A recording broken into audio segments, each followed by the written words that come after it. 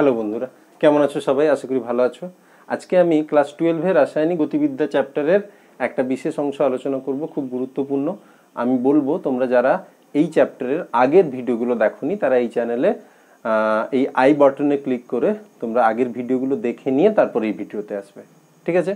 আজকে আমরা কি আলোচনা করব? আজকে আমরা বিক্রিয়ার উষ্ণতা গুণাঙ্ক বা টেম্পারেচার কোএফিসিয়েন্ট বলতে কি বোঝায় সেটা দেখব। আমরা আরহেনিয়াস সমীকরণ আলোচনা করব। আমরা আলোচনা করব সক্রিয়করণ শক্তি বা এনার্জি অফ অ্যাক্টিভেশন বলতে কি বোঝায় সেই সংক্রান্ত খুব গুরুত্বপূর্ণ লেখচিত্র আলোচনা করব, ঠিক আছে? তো মন দিয়ে দেখতে থাকো। বিক্রিয়ার উষ্ণতা গুণাঙ্ক মানে কি? দেখা গেছে যে কোনো বিক্রিয়া যত ক্রমেরই বিক্রিয়া হোক না কেন, যে কোনো বিক্রিয়া 0 ক্রম হতে পারে, 1 ক্রম হতে পারে, 2 ক্রম হতে পারে, যে কোনো বিক্রিয়ার ক্ষেত্রে বিক্রিয়ার হার, আমরা জানি বিক্রিয়ার হার সমান কে ইন্টু বিক্রিয়কের গাঢ়ত্ব টু দি পাওয়ার এন, যেখানে এন এর মান 0 হতে পারে, 0 ক্রম বিক্রিয়ার ক্ষেত্রে 1 হতে পারে, 2 হতে পারে, ইত্যাদি ইত্যাদি। তো যে কোনো একটা বিক্রিয়ার হার উষ্ণতা বাড়ালে বেড়ে যায়। উষ্ণতা বাড়ালে বিক্রিয়ার হার বেড়ে যায়। কি করে বাড়ে? আমরা বিক্রিয়ার হার বেড়ে যাচ্ছে উষ্ণতা বাড়ালে কেন? নিশ্চয়ই বিক্রিয়কের গাঢ়ত্বের কোনো চেঞ্জ হচ্ছে না। উষ্ণতা বাড়িয়ে দিলে বিক্রিয়কের গাঢ়ত্ব আর কি করে বাড়বে? বিক্রিয়ক যেটা নিয়ে আমরা বিক্রিয়া শুরু করেছিলাম তার গাঢ়ত্ব বাড়ছে না, তাহলে উষ্ণতা বাড়ালে নিশ্চয়ই কে এর মান বাড়ে। তাহলে যে কোনো রাসায়নিক বিক্রিয়ার ক্ষেত্রে উষ্ণতা বাড়ালে হার ধ্রুবকের মান বৃদ্ধি পায়, সেই জন্য ওই বিক্রিয়ার উষ্ণতা বাড়ালে বিক্রিয়ার হার বাড়ে। দেখা গেছে 10 ডিগ্রি সেলসিয়াস উষ্ণতার ব্যবধানে দুটো হার ধ্রুবকের যে অনুপাত তার মান 2 থেকে 3 এর মধ্যে হয়। যেমন কি কে সেটা নিয়েছি টি ডিগ্রি সেলসিয়াসের থেকে আরো 10 ডিগ্রি সেলসিয়াস বেশি উষ্ণতায়, আরেকবার নিয়েছি কি কেটাকে টি ডিগ্রি সেলসিয়াস উষ্ণতায়, এর মান দেখা গেছে 2 থেকে 3 এর মধ্যে হয়, ঠিক আছে? যে কোনো একটা, তার মানে কি উষ্ণতা বাড়ালে 10 ডিগ্রি সেলসিয়াস উষ্ণতা বাড়ালে তাহলে 2 থেকে 3 গুণ বেড়ে গেছে কে এর মান। তাহলে বিক্রিয়ার উষ্ণতা গুণাঙ্কের সংজ্ঞা আমরা কি বলবো? যে কোনো একটি বিক্রিয়ার ক্ষেত্রে 10 ডিগ্রি সেলসিয়াস উষ্ণতার ব্যবধানে হার ধ্রুবক দ্বয়ের অনুপাতকে ওই বিক্রিয়ার উষ্ণতা গুণাঙ্ক বলা হবে। কোনো বিশেষ উষ্ণতার কথা না বললে সাধারণত 35 ডিগ্রি এবং 25 ডিগ্রি সেলসিয়াস উষ্ণতায় হার ধ্রুবকের যে অনুপাত হয় সেইটাকে ওই বিক্রিয়াটার উষ্ণতা গুণাঙ্ক বলে বলা হয়, ঠিক আছে? তো উষ্ণতা গুণাঙ্ক মানে কি আমরা বুঝতে পারলাম, সেটা একটা আনুপাতিক রাশি। এটা দুটো আলাদা আলাদা উষ্ণতা, 10 ডিগ্রি ব্যবধানের উষ্ণতার ক্ষেত্রে যে হার ধ্রুবকের অনুপাত পাই সেটা হচ্ছে উষ্ণতা গুণাঙ্ক। আরহেনিয়াস সমীকরণে আসবো। বিক্রিয়ার উষ্ণতা গুণাঙ্ক পড়বে, খুব গুরুত্বপূর্ণ, এবং সেক্ষেত্রে কনসেপ্টটা হচ্ছে এইটা যে উষ্ণতা বাড়ালে হার ধ্রুবকের মান বাড়ে, ব্যাস। আরহেনিয়াস সমীকরণ। আরহেনিয়াসের নাম আমরা শুনেছি, আমরা অ্যাসিড পড়তে গিয়ে আরহেনিয়াসের কথা শুনেছি। আরহেনিয়াস তিনি অনেক বিক্রিয়া স্টাডি করে তাদের ক্ষেত্রে বিক্রিয়া হারের সঙ্গে উষ্ণতার কি সম্পর্ক আমরা দেখলাম, যে হার ধ্রুবকের মান বাড়ে উষ্ণতা বাড়ালে। তিনি অনেক বিক্রিয়া স্টাডি করে তিনি দেখলেন যে হার ধ্রুবকের মানটা উষ্ণতার সঙ্গে কিভাবে পরিবর্তিত হবে, বাড়বে, কিন্তু কিভাবে বাড়বে সেইটা করার জন্য তিনি কে এবং টি এর মধ্যে একটা সম্পর্ক স্থাপন করতে চাইলেন। তারপর তিনি সম্পর্কটা যেটা পেয়েছেন সেটা হচ্ছে K equals to A into E to the power minus E A by R T. কে হার ধ্রুবক, আরহেনিয়াস সমীকরণে কে হচ্ছে হার ধ্রুবক, এ একটা ধ্রুবক, এটাকে বলা হয় কি ফ্রিকোয়েন্সি ফ্যাক্টর বা কম্পাঙ্ক গুণক। নির্দিষ্ট উষ্ণতার ক্ষেত্রে এর মান নির্দিষ্ট। এই একটা ধ্রুবক, সেটা তাকে বলা হয় কি ফ্রিকোয়েন্সি ফ্যাক্টর বা কম্পাঙ্ক গুণক। নির্দিষ্ট উষ্ণতার ক্ষেত্রে এর মান নির্দিষ্ট। কে এর মান কিন্তু উষ্ণতা পাল্টালে, এ হচ্ছে নির্দিষ্ট বিক্রিয়ার জন্য নির্দিষ্ট ফিক্সড, কে এর মান কিন্তু পাল্টাবে উষ্ণতা বাড়ালে কমালে। আমরা দেখতেই পাচ্ছি এখানে উষ্ণতার সঙ্গে সম্পর্ক আছে। ই তো এক্সপোনেনশিয়াল ফাংশন, এটার কথা ব্যাপার না। ইএ কে বলা হয় এনার্জি অফ অ্যাক্টিভেশন। ইএ কে বলা হয় এনার্জি অফ অ্যাক্টিভেশন বা সক্রিয়করণ শক্তি। আর সার্বজনীন গ্যাস ধ্রুবক, কোনো সমস্যা নেই। এই বিক্রিয়ার এই ধরনের অঙ্কের ক্ষেত্রে আমরা আর এর মানটা কত বসাবো? 8.314 জুল এককে বসাবো। মনে রাখবে। টি টি হচ্ছে পরম উষ্ণতা, টি হচ্ছে পরম উষ্ণতা। তাহলে এই সমীকরণটা আমরা পেলাম K equals to A into E to the power minus E A by R T. এটা হচ্ছে আরএনিয়াসের সমীকরণ, খুব গুরুত্বপূর্ণ সমীকরণ। এই সমীকরণ অনুযায়ী টি এর মানের সঙ্গে কে কিভাবে পরিবর্তিত হয়েছে আমরা পরপর দেখব, ঠিক আছে? তো আমরা প্রথমে সক্রিয়করণ শক্তি সম্পর্কে একটু আলোচনা করে নেব। খুব ইম্পর্টেন্ট একটা বিষয়, সক্রিয়করণ শক্তি কাকে বলে। দেখো, রাসায়নিক বিক্রিয়ায় যারা যারা অংশগ্রহণ করে তাদেরকে সবসময় পাশাপাশি রেখে দিলেই যে বিক্রিয়া হয়ে যাবে তা কিন্তু নয়, তা কিন্তু নয়। ধরো আমি এক টুকরো কাগজকে পোড়াচ্ছি, বাতাসে আগুন দিয়ে পোড়াচ্ছি, তাহলে কার সঙ্গে কার রাসায়নিক বিক্রিয়া হচ্ছে? এক টুকরো কাগজকে বাতাসে পোড়াচ্ছি, তাহলে কার সঙ্গে কার বিক্রিয়া হচ্ছে? কাগজের মধ্যে থাকা সেলুলোজ সেইটা বাতাসের অক্সিজেনের সঙ্গে বিক্রিয়া করে কার্বন ডাই অক্সাইড, জলীয় বাষ্প আর তাপ উৎপন্ন করছে। তাহলে তাকে যদি আমি, তাহলে সেক্ষেত্রে আমার বিক্রিয়াটা কি ঘটছে না, অক্সিজেন, বাতাসে আছে অক্সিজেন আর কাগজের মধ্যে আছে সেলুলোজ, তাহলে বিক্রিয়া করছে। এখন কথা হচ্ছে সেলুলোজকে, মানে সেই কাগজের টুকরোকে বাতাসে আমি রেখে দিয়েছি, তারপর নাড়াচ্ছি বা কিছু রেখে দিয়েছি, দিয়ে বলছি তুমি আগুন ধরে যাও, ও কি আপনা আপনি জ্বলতে পারবে? পারবে না। তাহলে কোনো একটা রাসায়নিক বিক্রিয়া হওয়ার জন্য যে যে বিক্রিয়ক বিক্রিয়া করছে তাদেরকে পাশাপাশি রেখে দিলেও কিন্তু সবসময় বিক্রিয়া হয় না। বেশিরভাগ সময় তাদেরকে একটা শক্তির বাধা পেরোতে হয়। সেই শক্তির বাধাটা এক্ষেত্রে কে, আমরা দেশলাই কাঠি জেলে যখন তার কাছে আমি একটু তাপ দিচ্ছি, তখন সে সেই শক্তির বাধাটা পেরিয়ে গিয়ে বিক্রিয়া করতে সমর্থ হয়ে যাচ্ছে, বিক্রিয়া করতে পারছে। বিক্রিয়ক অণুগুলোর তাদের নিজেদের যত শক্তি আছে তার অতিরিক্ত যে ন্যূনতম পরিমাণ শক্তি অর্জন করলে বিক্রিয়কগুলো বিক্রিয়া সাধনে উপযুক্ত হয়ে যায়, সেই ন্যূনতম পরিমাণ শক্তিকে ওই বিক্রিয়কগুলোর ক্ষেত্রে ওই বিক্রিয়ার জন্য সক্রিয়করণ শক্তি বলে বলা হবে। কোন একটা বিক্রিয়ার ক্ষেত্রে বিক্রিয়ক অণুগুলোর গড় যে পরিমাণ শক্তি আছে, বিক্রিয়ক অণুগুলোর নিজস্ব শক্তি গড়ে যে পরিমাণ আছে তার থেকে এক্সট্রা মিনিমাম যতটা শক্তি সরবরাহ করলে বিক্রিয়কগুলো সক্রিয় হয়ে উঠবে এবং বিক্রিয়া সাধনে উপযুক্ত হবে, সেই পরিমাণ শক্তিকে ওই বিক্রিয়ার ক্ষেত্রে ওই বিক্রিয়কগুলোর সক্রিয়করণ শক্তি বা অ্যাক্টিভেশন এনার্জি বলবো। আমরা একটা এক্সাম্পল নিলে খুব সহজে বুঝতে পারবো। তাহলে সক্রিয়করণ শক্তির সংজ্ঞাটা পড়ে নেবে, সক্রিয়করণ শক্তির সংজ্ঞাটা ইম্পর্টেন্ট, সেটা পড়বে। আমি একটা বিক্রিয়ার কথা বলছি, এ প্লাস বিসি। এ আর বিসি পরস্পরকে বিক্রিয়া করতে দিলে প্রথমে একটা সক্রিয় অবস্থা এ বি সি তৈরি হয়। এটা দুস্থিত, সেই জন্য তার মাথায় এরকম ড্যাগার সাইন দেওয়া হয়, ঠিক আছে? এ একটু পরেই ভেঙে গিয়ে কিছু পরিমাণ শক্তি ছেড়ে দিয়ে এ বি আর সি তৈরি হচ্ছে। তাহলে আলটিমেট এটা কিন্তু থাকছে না, আলটিমেটলি বিক্রিয়াটাই কি হচ্ছে, এ এবং বিসি দুটো যৌগ, এ একটা যৌগ আর একটা যৌগ বিসি, তারা পরস্পর বিক্রিয়া করে এ বি একটা যৌগ আর সি একটা যৌগ, দুটো আলাদা আলাদা যৌগ তৈরি করছে। এই বিক্রিয়াটার ক্ষেত্রে আমরা কতগুলো জিনিস স্টাডি করব। ধরা যাক এ আর বিসি এদের গড় শক্তি, এদের গড় শক্তি, গড়ে এদের শক্তি কত, E1 আছে। এদের গড়ে শক্তি কত আছে, এদের গড় শক্তি কত হচ্ছে, E2 হচ্ছে।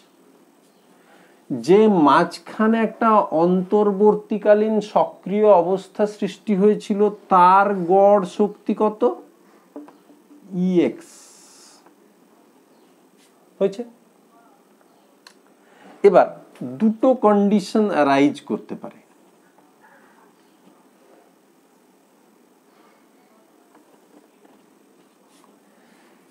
এইদিকে শক্তি প্লট করা হয়, এইদিকে শক্তি, আর এইদিকে রিয়াকশন কোঅর্ডিনেট বা বিক্রিয়ার অগ্রগতি বাংলায় বলা হয়।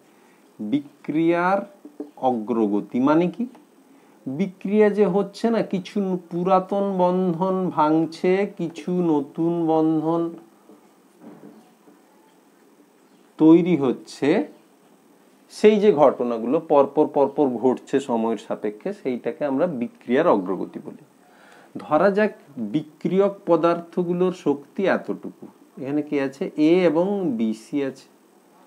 বিক্রিয়াজাত পদার্থগুলোর শক্তি ধরা যাক কম, এক্ষেত্রে এ বি আর সি। এই যে শক্তিটা, এই শক্তির মান কত E1, এই শক্তির মান কত E2, আমরা আগেই ধরে নিয়েছি।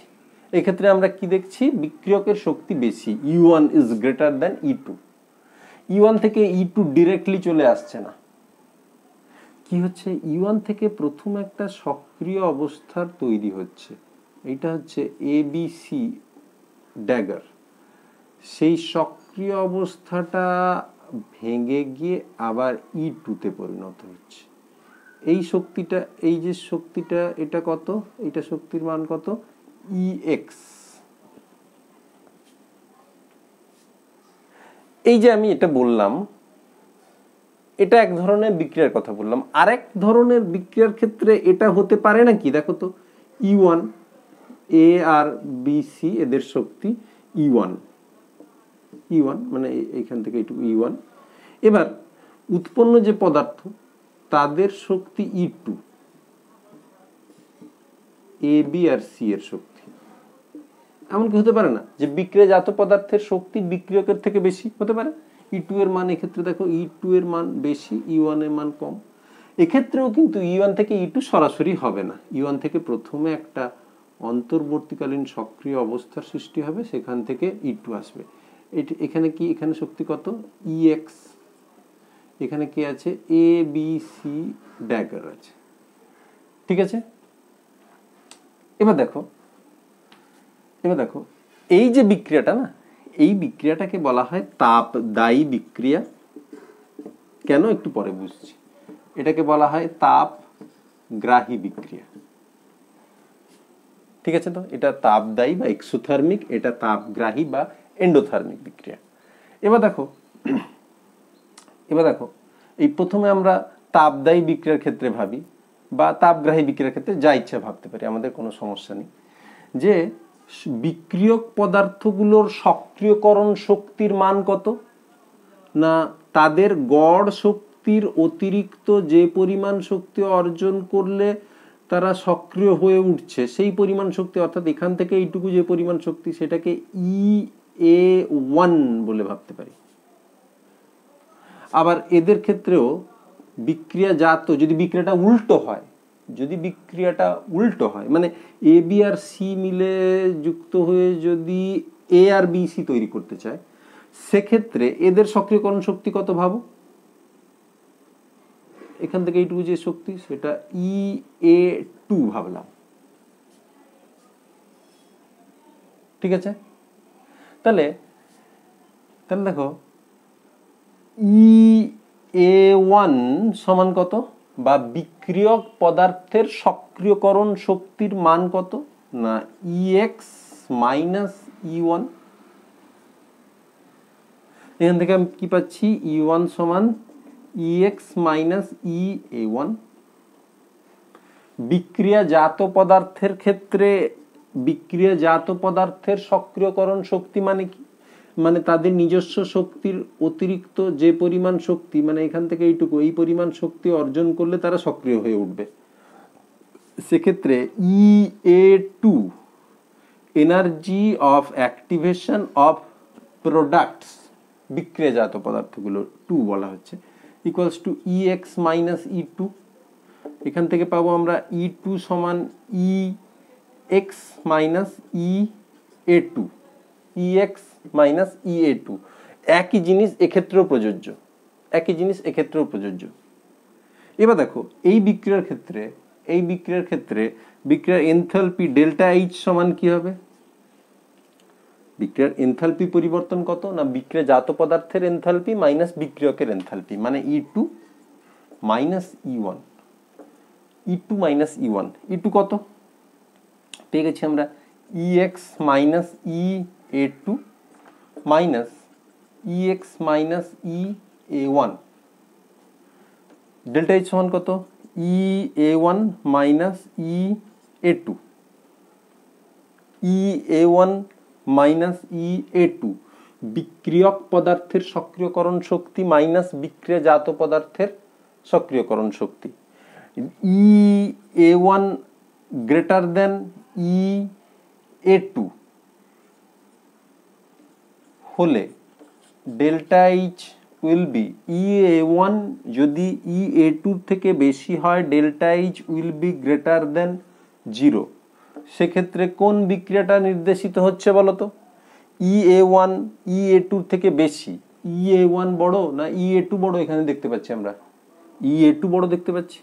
ও তাহলে E(a1) বড় কোথায় হবে? নিশ্চয়ই এখানে হবে। দেখো এখানে, এখান থেকে এইটুকু, এটা হবে E(a1), এখানে এখান থেকে এইটুকু, এটা হবে E(a2). E(a1) যদি E(a2) থেকে বড় হয়, অর্থাৎ বিক্রিয়ক পদার্থগুলোর সক্রিয়করণ শক্তি যদি বিক্রিয়াজাত পদার্থের সক্রিয়করণ শক্তির থেকে বেশি হয়, তবে সেই ক্ষেত্রে ডেল্টা এইচ এর মান ধনাত্মক, অর্থাৎ সেটা তাপগ্রাহী বিক্রিয়াকে সূচিত করে। তাপগ্রাহী বিক্রিয়ার আরেকটা সিগনিফিকেন্স কি? বিক্রিয়কের থেকে বিক্রিয়াজাত পদার্থের শক্তি বেশি। তাহলে বিক্রিয়াজাত পদার্থের শক্তি বেশি, বিক্রিয়ক পদার্থের শক্তি কম, তাহলে সেটা একটা তাপগ্রাহী বিক্রিয়া। বিক্রিয়াজাত পদার্থ বেশি শক্তি কোথার থেকে পেল? নিশ্চয়ই তাপ গ্রহণ করেছে পরিবেশ থেকে, কোথা থেকে কোনোভাবে তাপ গ্রহণ করেছে, তবে গিয়ে বিক্রিয়াজাত পদার্থের শক্তি বিক্রিয়কের থেকে বেশি হয়েছে, অর্থাৎ এটা তাপগ্রাহী বিক্রিয়া।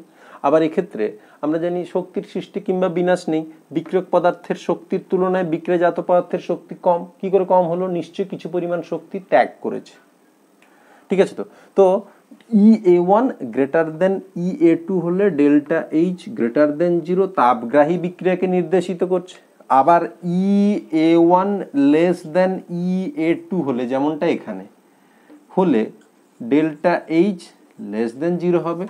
এটা তাপ দায়ী বিক্রিয়াকে নির্দেশ করে। একটা তাপগ্রাহী বিক্রিয়াকে নির্দেশ করছে আর একটা তাপদায়ী বিক্রিয়াকে নির্দেশ করছে। ঠিক আছে?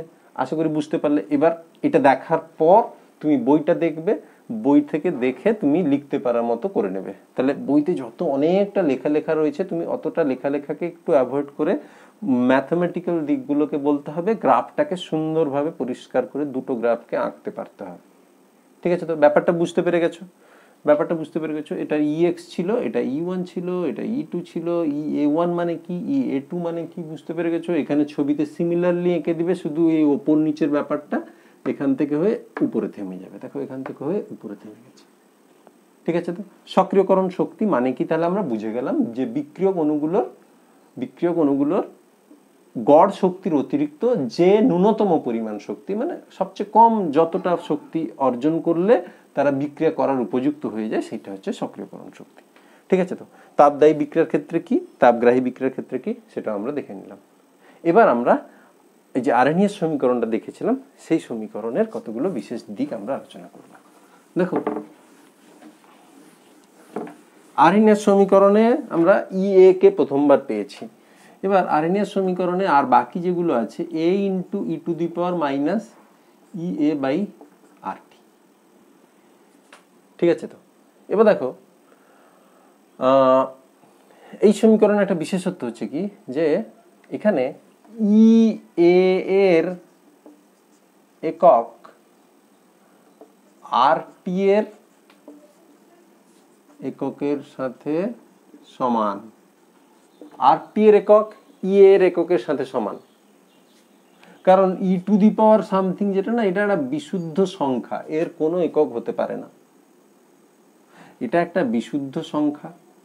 আবার তাহলে k এর যা একক হবে, a এর একক তাই হবে। k এর একক যাই হবে, a এর একক তাই হবে।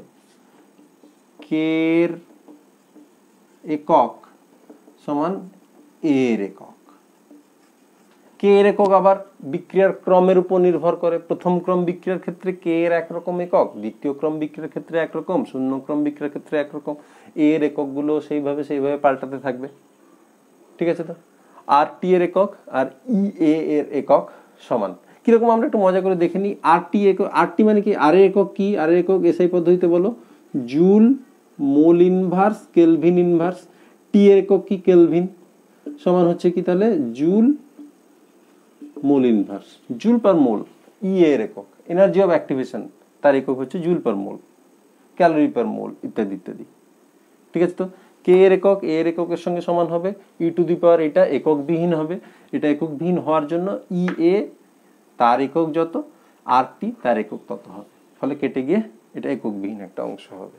ঠিক আছে, তো এখানে দেখো এখান থেকে আমরা কি একটা সবচেয়ে গুরুত্বপূর্ণ বিষয় যেটা, সেটা কি, টি এর মান বাড়লে,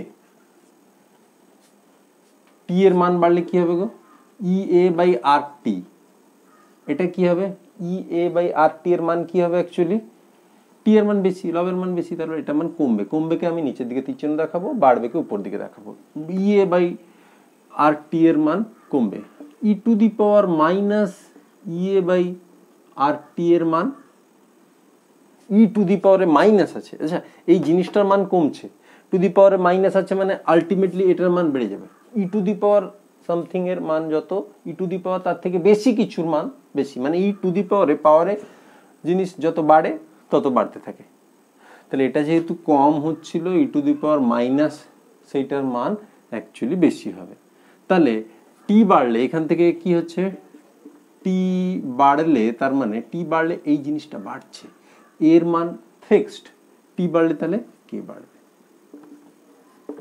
টি এর মান বাড়লে কে এর মান কি করে বাড়ছে আমরা একটু সহজে বুঝে নিলাম। ঠিক আছে, এবার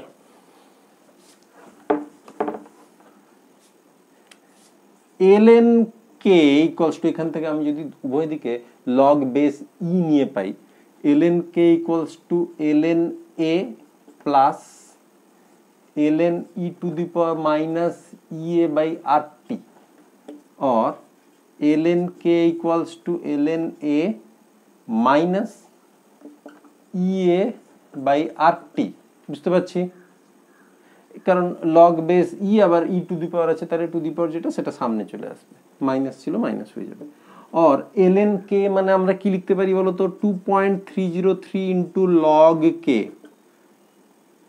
ln k কে লগ করতে হলে 2.303 ইন্টু লগ কে লিখতে পারি, ln a আছে মানে 2.303 log a minus E A by R T, और 2.303 দিয়ে সবাইকে ভাগ করে দাও, লগ কে সমান log A minus E A by 2.303 R টি,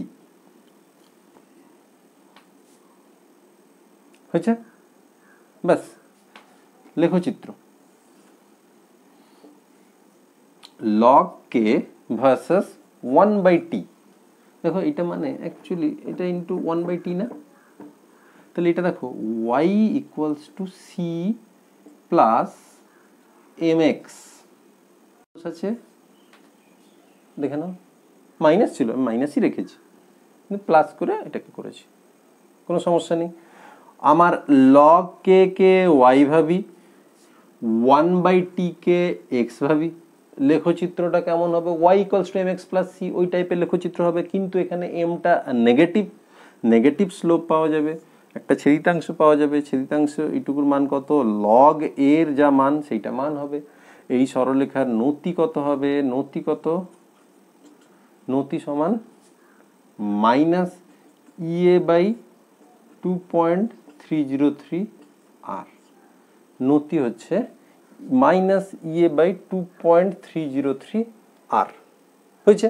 এবার আমরা কি করব না, দুটো আলাদা আলাদা সমীকরণ নেব, দুটো আলাদা আলাদা সমীকরণ, তাহলে এইটা পরীক্ষায় আসে, এটা বুঝতে পেরে গেছো, অনেক সময় অঙ্কে কি দেয় জানো তো, অঙ্কে নতির মান কত বলে দেয়, নতির মান কত বলে দিয়ে ই এর মান কত বের করতে বলে, লগ কে বনাম 1/t লেখচিত্রের নতির মান এত, আমরা সমীকরণটা এইভাবে লিখে বলে দেবো যে এই ক্ষেত্রে নতিটা হচ্ছে মাইনাস ই এ বাই 2.303 আর, ঠিক আছে, তো দিয়ে সেখান থেকে আমরা বের করব ই এর মান কত। ঠিক আছে, এবার দেখো এই একই সমীকরণটা আমরা যদি আমরা দুটো আলাদা আলাদা উষ্ণতায় কেমন হবে ভাবি, তাহলে কি হচ্ছে দাঁড়াচ্ছে আমরা দেখি। T1 কেলভিন উষ্ণতায় T1 ও T2 কে উষ্ণতায় হার ধ্রুবক যথাক্রমে k1 ও k2 হলে কি লিখতে পাবো আমরা? log k1 equals to log a minus ea by 2.303 r into t1 log k2 equals to log a, আমি বলেছি উষ্ণতা পাল্টালেও এর মান একই থাকবে, ea by 2.303 r into t2। এটা আমার 1 নম্বর, এটা আমার 2 নম্বর। ঠিক আছে, কি করব? 2 মাইনাস 1 করে পাই log k2 minus log k1 equals to log এ কেটে যাবে, বুঝতে পারছো? তাহলে আমি করছি না, বাদ দিয়ে দাও। log k2 এর জন্য করেসপন্ডিং এটা ছিল minus ea by 2.303 r t2 minus আবার মাইনাস প্লাস মাইনাস আবার মাইনাস, এটা plus ea by 2.303 r t1 or log k2 by k1 will be equals to ea by 2.303 r common যাবে 1 by t1 minus 1 by t2। খুব গুরুত্বপূর্ণ একটা সূত্র পেলাম আমরা, log k2 by k1 equals to ea by 2.303 r 1 by t1 minus 1 by t2। যেখানে আলাদা আলাদা দুটো উষ্ণতায় আলাদা আলাদা হার ধ্রুবক দুটোর মধ্যে সম্পর্ক পাচ্ছি আমরা। এখানে দেখো, মনে রাখবে কিরকম, log k2 by k1 যদি হয় তাহলে এখানে 1 by t1 প্রথমে আসবে মাইনাস 1 by t2 আসবে। দুটো আলাদা উষ্ণতায় হার ধ্রুবকের মান কত একটাতে দেওয়া আছে আর একটা দেওয়া নেই, তুমি এখান থেকে বের করতে পারবে। এরকম অঙ্ক পরীক্ষায় আসে। ঠিক আছে, এই অঙ্ক করতে গেলে, এই ধরনের অঙ্ক করতে গেলে তুমি কোন নিয়ম, কোন আর এর মানটা কোন এককে বসাবে, সব সময় চেষ্টা করবে জুল এককে বসাতে। 8.314 জুল এককে বসাতে দিলে আমার ই এর ভ্যালু যেটা আসবে, যদি ই এ বের করতে বলে, সেটা হবে জুল পার মোল। ঠিক আছে, বুঝতে পারছো আশা করি? তো এই অংশটা আমরা আলোচনা করলাম, তোমরা দেখবে ভালো করে। ঠিক আছে, তো লিখে প্র্যাকটিস করবে। আশা করি বুঝতে পেরেছো। এখানে লেখচিত্র একটা ছিল, খুব গুরুত্বপূর্ণ। ঠিক আছে, তো থ্যাংক ইউ, ভালো থাকবে।